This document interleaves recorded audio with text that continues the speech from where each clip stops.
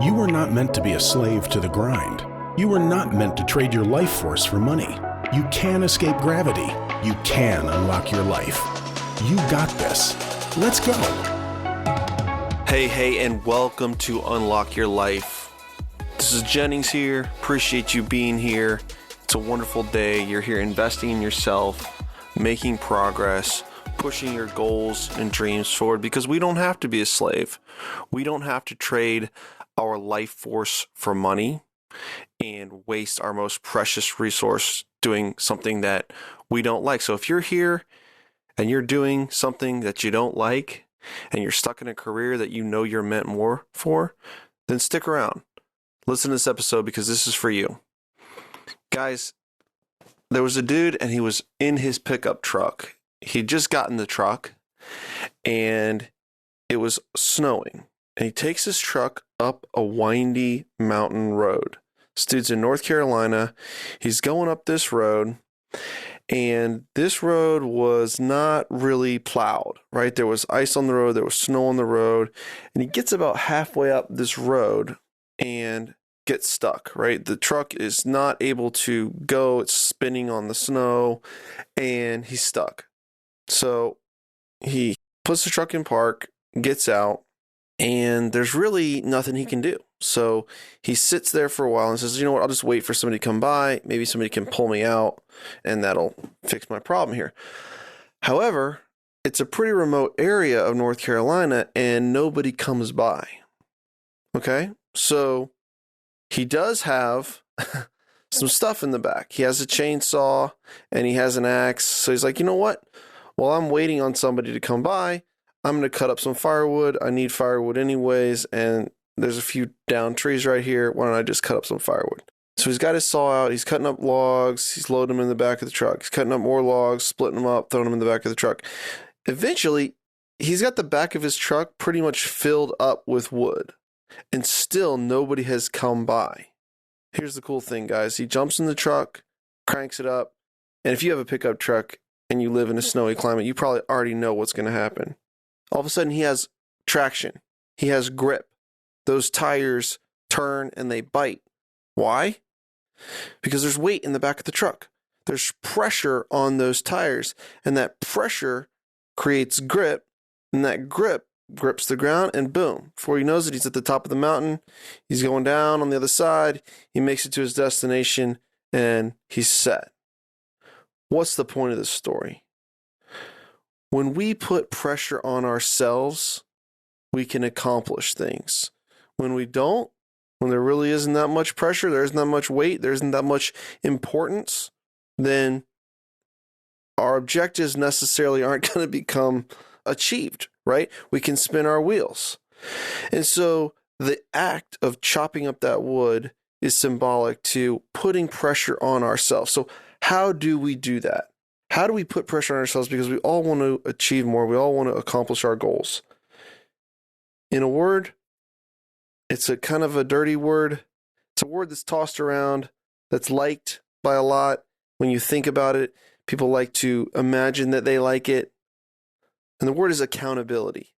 But when you get into the real depths of accountability and what accountability means, it isn't fun. It isn't comfortable. It's opening yourself up to being vulnerable. It's opening yourself up to failure. It's opening yourself up to looking like, hey, you didn't do what you said you're going to do. And it's painful, right? And because it's painful and become painful and it's embarrassing and it's not fun and it's not what we want, and we want to be liked and we want to be adored and we want everyone to think we have all of our crap together, that's why it works, right? But everyone hates it. But the less you can hate it, the more you're going to be able to achieve. So, do you want to do something? I want you to envision something right now. Just take a second and stop and think. Maybe this is something that you want to stop doing. Maybe this is something that you want to start doing. Maybe this is a business goal that you want to achieve. Maybe this is a level of your relationship with your kids or your wife that you want to achieve, or your husband, your spouse. What would guarantee success? What is a habit that you can identify that would just guarantee success? I planned a trip to Jamaica, okay? I was going to Jamaica on January 7th, and I wanted to be super fit, right? I've been working out for 2.5 years and, gaining progress, but I wanted to be super fit when I got on the plane and went to Jamaica. And the biggest hole in my program was my food, right? My food was good. It was 80%, maybe even 85%, but I wanted to get it to 100%. And that's hard. If you've ever eaten clean, you know that it's not easy to consistently do that. And so my thought was, what would guarantee success? And I'm in a Facebook group with my trainer that he started, and there's a couple hundred people in there. And so what I thought was, man, if everyone saw everything that I ate, everything that I drank, every beer I drank, every pizza I ate, every bowl of ice cream I gulped down, if everyone saw that, then that's going to have a significant impact on what I'm putting in my mouth. And I necessarily wouldn't need a strict diet. It would just be, hey, if I eat it, I've got to post it. Or if I'm going to eat it, I've got to post it. I can eat whatever I want, but I have to publicly post this to 300 people, everything that I eat for a month. So I decided that, well, that's what I want to do. I want to eat clean until January 7th, and then I want to go on this vacation and enjoy it. So until then, I'm going to make that happen by posting every single thing that I eat. I got another friend. He wanted to be in phenomenal shape, and what did he do? He committed to an Ironman. These Ironman races are insane, and they're training day in, day out. They've got to eat a certain way. They've got coaches, and it takes a ton of time, but they have, something that's definitely hold them accountable, right? Because that race is going to come. And if they're not ready for it, then they're not going to finish, right? They're not going to be able to make it across the finish line. Might be a source of embarrassment. That's definitely not what they want. And so they're going to put in the time, effort, dedication to be prepared to guarantee success. But if you were just saying, hey, I want to be in great shape, I want to be able to run an Ironman or perform an Ironman without actually committing to the race and having that event out there in the future, would you train as hard? Would you get the work done? Most likely not. You've probably heard me talk about struggling with tobacco. And the way that I was able to conquer that was, how do I guarantee success? Well, if I wasn't drinking, then I wouldn't fall back into this habit. So I need to quit drinking for a year and break that habit. How can I guarantee success? I've got to quit drinking. I've got another guy, he's in another mastermind that I'm in, and he wanted to conquer a pornography addiction.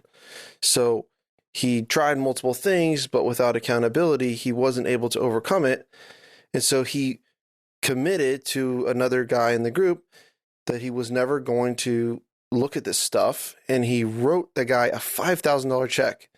Said, if I ever break this, then you can cash that check. And I think the check might be written out to like the Kim Kardashian Foundation, something that he definitely did not want to support. But the point is, in all of those examples, right, with the food and going to Jamaica, with quitting tobacco and quitting drinking, with the check and the pornography, they elevated accountability, right? And that's why I say it's not fun. It's not fun to post everything that you eat. It's not fun to quit drinking and be accountable to society. And everyone knows that you're not drinking, and they know why you're not drinking, because you're addicted to chewing tobacco. Those things aren't fun. But when you want something bad enough, then you're going to guarantee success by raising the stakes. If you don't raise the stakes on these things, you're not going to achieve them. And some things, they're just not that important. But human beings do very well when they have to.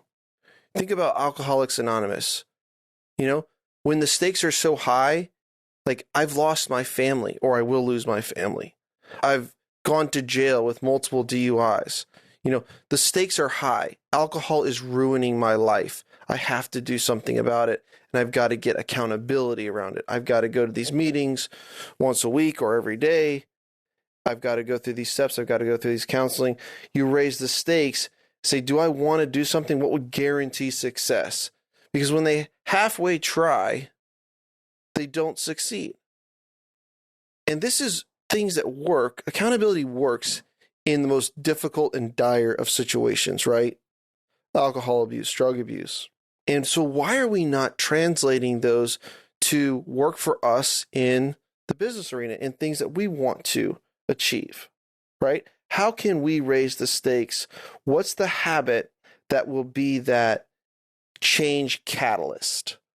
My cousin Yaden and I are business partners, and we have a Facebook group about buying multifamily. It's called My First Million in Multifamily. And we had a goal this year of elevating the membership of the group to 40,000 members. I think we're at 23,000 members.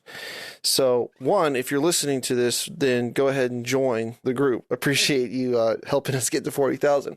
But we have about 16 metrics that we need to do every week to create quality content, right? We need to do a short post.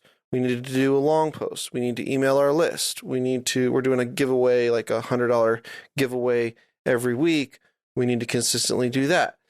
And there's a couple other metrics, but if we kind of halfway did it, then it isn't really going to work. But we've each committed that I'm going to do these 8 things and he's going to do those 8 things, and we're going to do them consistently, and we're going to meet on Tuesday, and we have a schedule, and we have a spreadsheet, and we go through the spreadsheet and we check them off, and we say, I did this, I did this, I did this, I did this.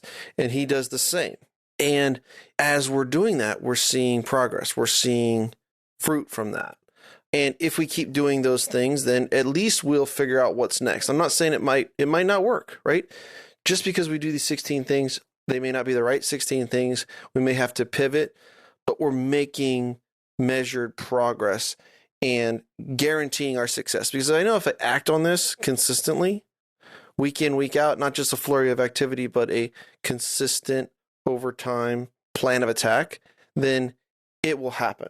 But I have to have that accountability, because we've talked about this stuff before. Oh, it'd be a good idea to do this. It'd be a good idea to do that.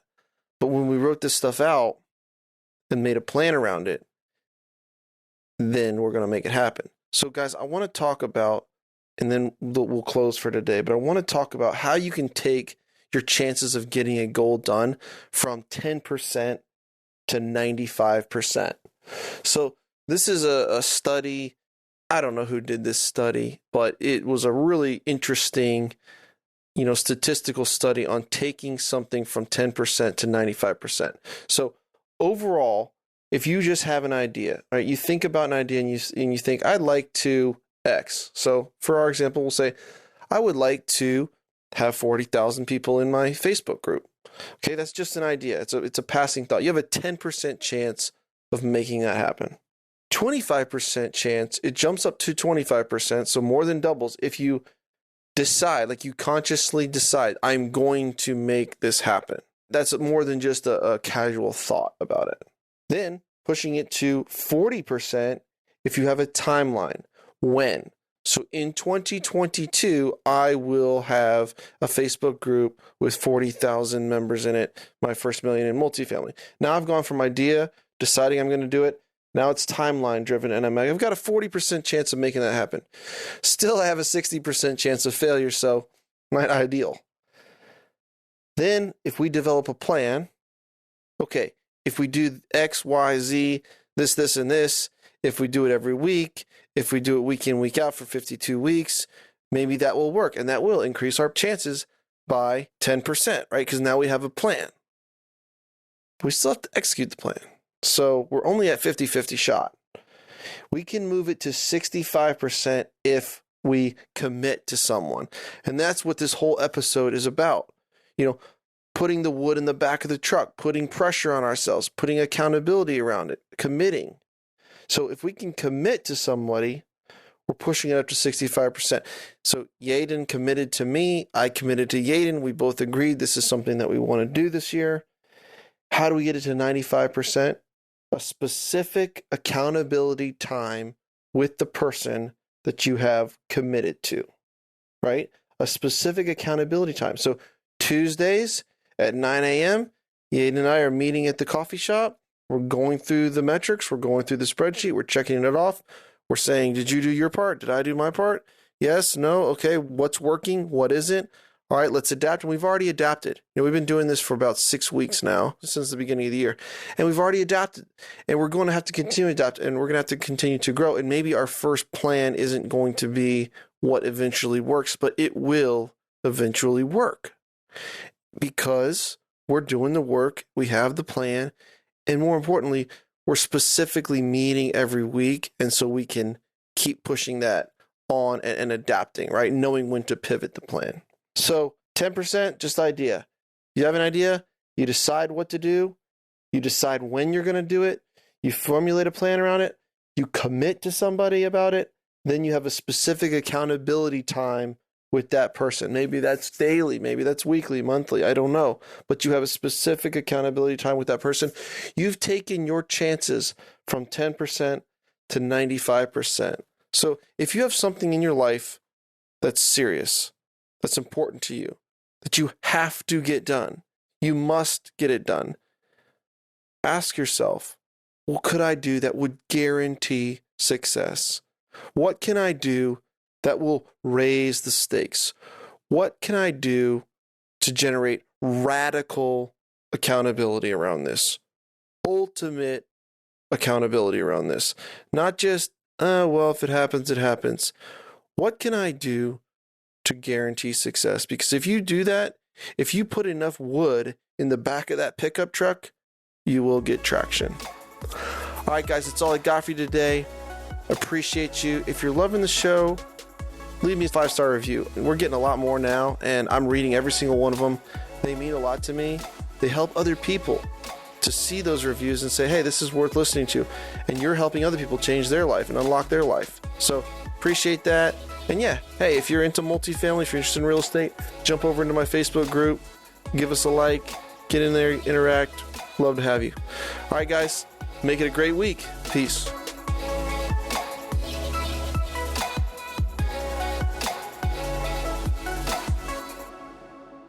This is thepodcastfactory.com.